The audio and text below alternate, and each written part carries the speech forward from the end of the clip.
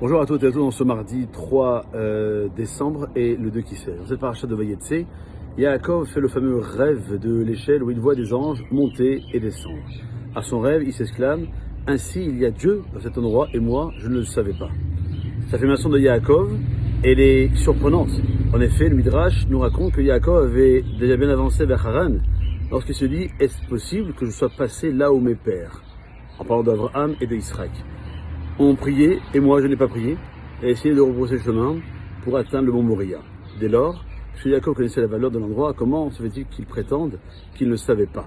De plus, il est à noter que l'expression employée pour dire « et moi », « Be'anochi », il ne s'est pas marqué « Ve'ani ».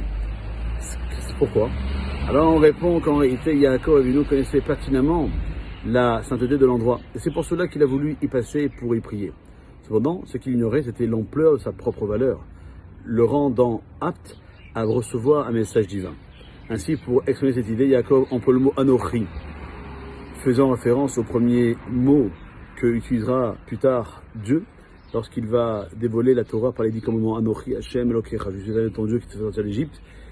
Et donc c'est pour montrer que des fois, on doit se montrer important lorsqu'il s'agit non pas de nous-mêmes, mais de rappeler que Akadosh Baruch Hu, c'est lui le maître du monde, et que si je vaux quelque chose, il vaut mieux être conscient avant de pouvoir bénéficier de cette aide divine qui nous permettra de pouvoir avancer, de s'élever spirituellement, de pouvoir grandir avec notre famille, nos amis, pour pouvoir encore une fois ne pas oublier les Ma'an Shemon Be'ava, de déclarer haut et fort le nom d'Akadosh Baruch Hu avec amour, et c'est cette notion-là qui fait que, en tout cas, la mission du peuple juif dans son entité, c'est d'arriver à reconnaître l'unicité d'Hachem, aussi bien pour soi-même que pour les autres, et surtout aux yeux de toutes les nations du monde.